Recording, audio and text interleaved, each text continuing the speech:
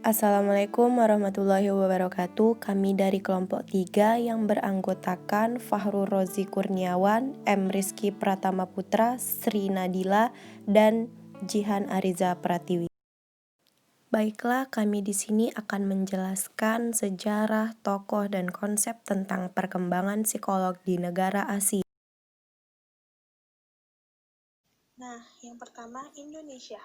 Di sini kita akan membahas mengenai sejarah, konsep, serta tokohnya. Yang pertama sejarah. Pada tahun 1953, perkembangan psikologi di Indonesia baru dimulai.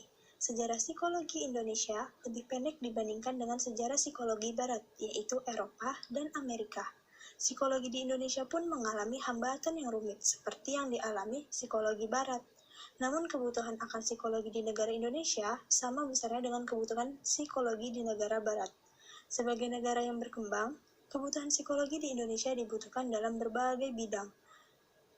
Di antaranya, bidang bisnis, pendidikan, politik, sosial, dan lain-lain. Genre psikologi yang diterapkan yaitu sesuai dengan keadaan Indonesia. Semua itu berdasarkan suku, etik, tradisi, dan budaya yang ada di Indonesia. Yang kedua, konsep. Menurut Plato, psikologi adalah psikologi filsafat, yaitu ilmu pengetahuan yang mempelajari sifat, hakikat, dan hidup jiwa manusia. Lalu selanjutnya ada R.S. Woodward dan D.G. Marquis. Menurut beliau, psikologi adalah ilmu pengetahuan yang mempelajari semua tingkah laku dan perbuatan individu yang tidak dapat dilepaskan dari lingkungannya. Penerapannya secara ilmiah dilakukan dengan cara mengumpulkan dan mencatat dengan teliti mengenai segala tingkah laku manusia selengkap mungkin dan dijauhkan dari segala prasangka. Nah, yang terakhir ada tokoh. Tokoh pertama kali yang memperkenalkan psikologi di Indonesia yaitu ada Bapak Slamet Santoso. Ia membuat sebuah forum pendidikan psikologi pertama pada tahun 1960. Lembaga yang ia dirikan sejajar dengan fakultas yang ada di Indonesia, misalnya UI, Unpad, dan UGM. Hingga saat ini telah menjamur berbagai fakultas psikologi di berbagai universitas yang ada di Indonesia, baik negeri maupun swasta. Uniknya, tak ada jurusan-jurusan dalam psikologi, jadi psikologi berdiri sendiri sebagai fakultas psikologi. 2. Filipina. Sejarah psikologi Filipina. Psikologi Filipina dipandang sebagian besar sebagai postkolonial dan dipandang sebagai semacam psikologi pembebasan yang bertujuan untuk mengenal psikologi komunitas yang ditundukkan dengan cara konseptual, menangani struktur sosiopolitik yang menindas di mana mereka berada.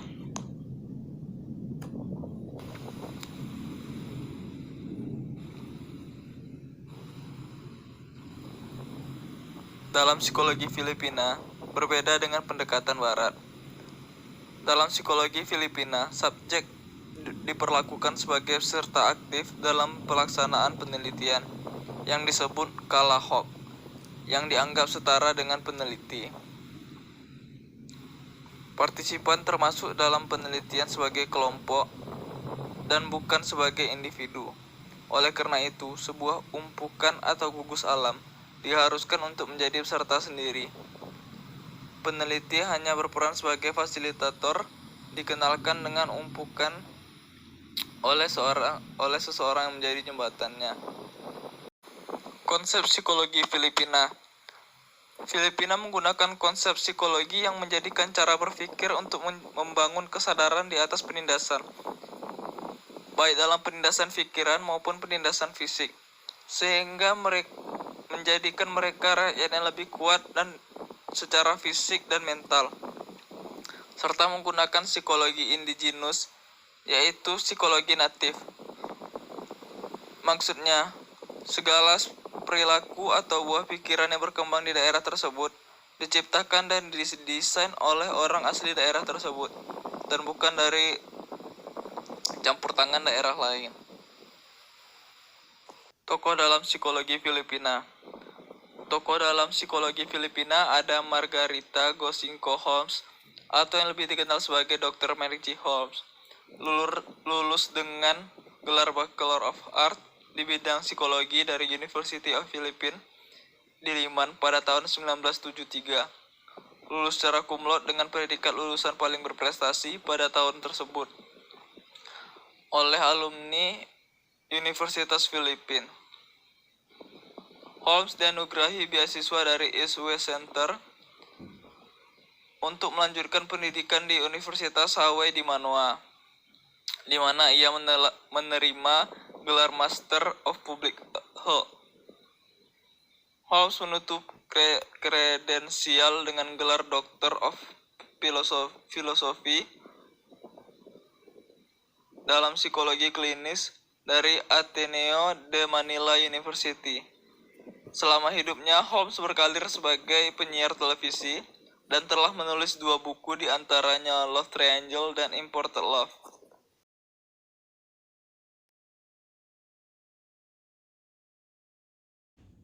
Yang ketiga adalah Jepang. Sejarah psikologi Jepang. Dalam perkembangan sejarah psikologi di Jepang, kita dapat menjumpai konsep-konsep seperti Jiga atau Ji-Ishiki yang muncul dari waktu ke waktu sejak awal sastra era Meiji, tahun 1868 sampai 1912. Saat ini, terjemahan dari istilah-istilah ini telah ditetapkan menjadi Jiga yaitu ego dan Jiko Ishiki yaitu kesadaran diri.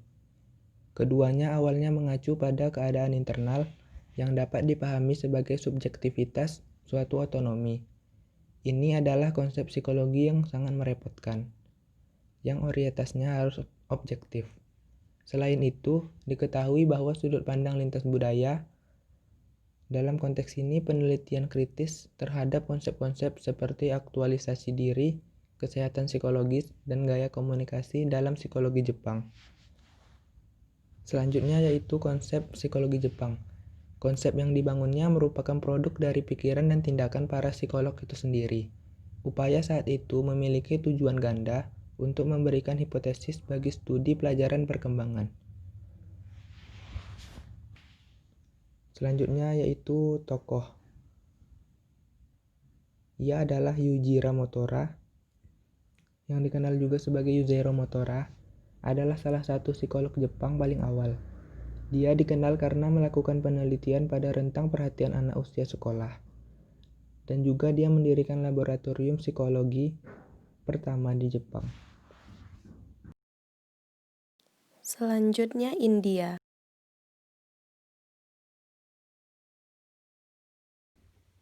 Sejarah psikologi India. Selama abad ke-20, psikologis yang tertanam dalam tradisi India, proses ini secara substansial dipercepat pada pergantian abad ke-21 yang melihat penerbitan Manifesto of Indian Psychology sebagai tonggak sejarah yang disebut Gerakan Psikologi India. Untuk mendorong minat yang semakin meningkat ini, S.K. Kiran Kumar menulis 2 perkembangan spesifik telah memainkan peran kunci dalam merangsang penelitian untuk memeriksa dan memasukkan pemikiran psikologi India ke dalam literatur terkini. Pada 1960 dan 1970, meningkatnya populasi, mediatasi, dan yoga meningkat minat dalam studi kesadaran dan munculnya psikologi transpersonal membawa fokus pada tradisi religi, spiritual, dan filosofis India kedua. Selanjutnya konsep. Manifesto of Indian Psychology adalah pernyataan keyakinan mereka bahwa konsep dan ide psikologis yang melekat dalam tradisi India memiliki banyak kontribusi untuk memajukan pengetahuan psikologi secara umum, dan bahwa mengabaikan mereka oleh para psikologis di India sebagian besar bertanggung jawab atas keadaan buruk psikologi saat ini. Mereka mengulangi tekad mereka untuk mengarahkan kembali psikologis di sepanjang garis yang dibentuk oleh sejarah dan etos intelektual dan spiritual India. Terakhir, tokoh psikologi India K. Ramakrishna Rao Manifesto of Indian Psychology dari 29 September hingga 1 Oktober 2002, lebih 150 orang India bertemu di Konferensi Nasional tentang Yoga dan Pendekatan Psikologi India.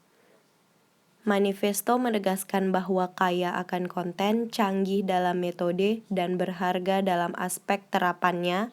Psikologi India mengandung kemungkinan lahirnya model baru dalam psikologi yang akan memiliki relevansi. Baiklah, sekian presentasi dari kami. Jika ada kesalahan, kami mohon maaf. Wassalamualaikum warahmatullahi wabarakatuh.